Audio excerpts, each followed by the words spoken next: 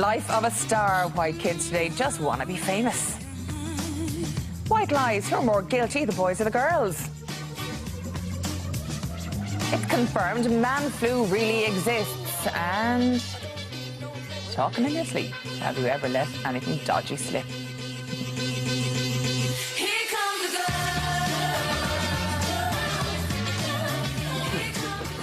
Yeah, I know it's Here Come the Girls. I'll sing a boys song later on. Gavin pointed that out to me anyway.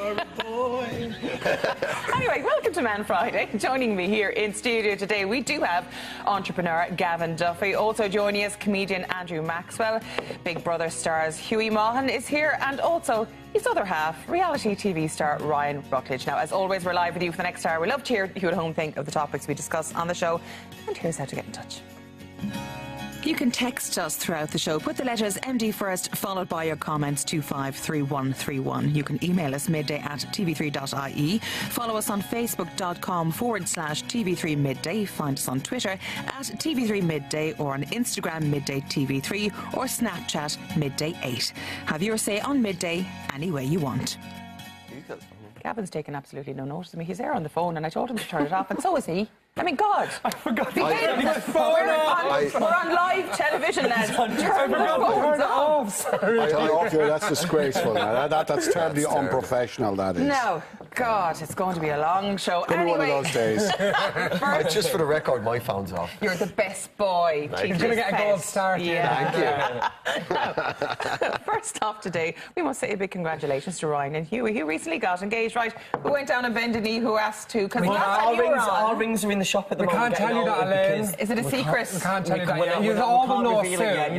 But we're not allowed to tell it yet. Somebody else is getting the interview. A big OK magazine thing. You'll find out soon. Oh, that's fabulous. So anyway, this is your first TV appearance together ever, apart from Big Brother, obviously. Yeah, we've only taught us earlier on. Yeah. So how are you feeling about it?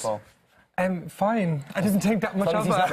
It's all right. But yeah, so how are you getting on now? Because you have a feisty relationship, to say the least.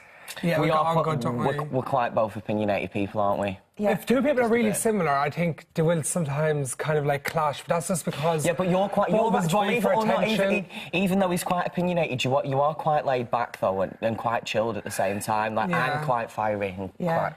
Yeah. So if you have an argument... He just lets it go. Yeah, he's the only person in the whole world that I'd do that way. Even with my own mother, I probably wouldn't do that. He just sits there and goes, OK.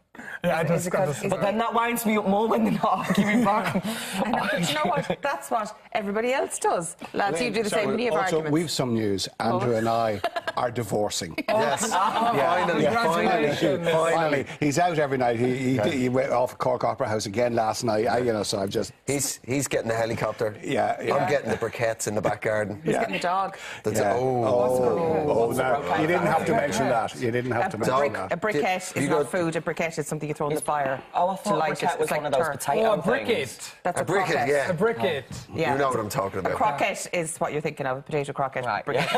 So, sorry, lads, how long were you going out before the proposal? Like 3 months? Is it 3 months? Yeah, something like that. So how long are you going out in total now? I can't remember. What month are we in? We're like in June, July, August, September, October. 4 months. Lads. Yeah, but you need to understand is we were locked in an environment for like 2 months. One day in there is literally like a week. So where you know each other inside and out. What do you speak about for 24 when hours? You come out, you realise then that Yeah. this person who was in there is still the same person. It wasn't fake. So basically, you did everything backwards. Yeah. Most people like us, you meet someone, you date them for a while. You don't move in for ages. Yeah, maybe about a year down the line, you might spend a weekend together or something like that, and then. Maybe after a couple of years, you may move in with each other, you may not. He started off with a moving in bit. Yeah. Straight away. It does get... And I did a reality TV show. I lived in a house. And the intimacy is insane. Like there's nothing else to do. You've got no contact with the outside world and speaking to anybody, so you have to speak to each other. That's why you either really can't stand somebody after like 2 weeks, or you really like them. There's no in between. Because it's been kind of the whole, with all of these reality shows, and we have the kind of showmances everywhere. There's these people who go out on the outside, they pretend to be all in love and blah, blah, blah. And that was levelled at you, that accusation. But you're actually quite happy out. No, I wouldn't put myself in a show if I couldn't handle people's opinions. People do that do anyway. showmances and stuff on the actual programme, but if you're doing it on the outside, well, you're not being happy yourself, so why would you need to, like... We don't have rigged cameras in our homes or anything like that. It's making another show or something. So I'll come back to you in a second now, but these two are fascinating me at the moment because you're getting on with the family. We're also listening. We're happy just to listen in. Because you're the best boy, I don't want you to be excluded, honey. Now, but... Oh, God, I'm annoying myself. But, like, you've met each other's families. You're a bit ropey today now, you have admitted, because you were out with Hughie's family Sorry last if night. I've got bloodshot eyes and I look a bit rough, but I was... Yeah, he's drinking. How did you get on now when you met the family? Because you... Oh, his family is so well. Did you come out on brother? No, I did a bit before that, but like publicly, like everyone in my family was on the show. Yeah. And then you started going out in a very public way. You fell in love, and then you got engaged, and then so it's a big deal. Like from where I come from, it's quite a lot to take in for him. Yeah, but like within the traveller community, it's a huge stigma still. And in a lot of ways. What's the sort of support you're getting? Oh, it's huge. Like so many boys and girls contact me now and say like they've come out to their family because of me being on the show, and like I get like thousands of tweets all the time about stuff like that. You must be really proud because of that. Yeah, I am really proud, but I didn't go in with it. All was unplanned. I didn't go in with the intention of going to come out and be called an inspiration. That was never a plan. I just went in and just done a TV show and I had fun, and then I came out and people said that, but I don't see it that way. Because I know I did my own little stint in a reality show recently. The only two fellas on it were Gerald Keane, as you know, and Cara Spain, as you know. Oh, yes. So wasn't really much falling in love on the show. Yeah, I forgot about it. Yeah, you told me that last time, so you've done that. Have you not noticed I'm so skinny now? I'm only joking. But but I think what was interesting for you guys was where, you know, Andrew, you did a reality show, but you had been in the public limelight beforehand. Sure, absolutely. You know, I was sort of known before I sort of did Dragon's Den to a certain extent, you know, but for the two of you, you were sort of put into this very unusual situation. And actually then when you come out of that, the world has changed for you. Both of you haven't changed, but everybody's view of you has changed. So you would have had a bond there. So I can understand the express love that happened here, you know. Express love, love. But no, you know, from what I know of the traveller community and having worked with Pavy Point here years ago in Ireland and that, I think what you did is a very brave thing because it's a sort of a macho culture, isn't it? Yeah, in some ways. So did you get any problems with it?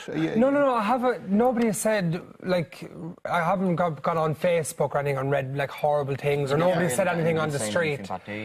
No, not really. But even if people did, it doesn't matter because I'm confident enough in myself. I'm strong enough, and I wouldn't have went on to. It's only the narrow-minded that I'd have an opinion. Without that way. If somebody hates you for who you are, what does that say about them? But it's also, what can you do about it? You can't please everyone. If somebody hates you because you've got a crappy habit. Okay, well, you could that can hurt because you could maybe change that habit. But if it's the core who you are, in this case, being gay, there's nothing you can't change anything. It's like somebody getting angry at a mountain for being steep or water being wet. It's like there's nothing you can do. Are you convinced Ryan will be faithful? Faithful? He's gone for it. Look at these guys. You texted me. Well, they did just say that they got divorced.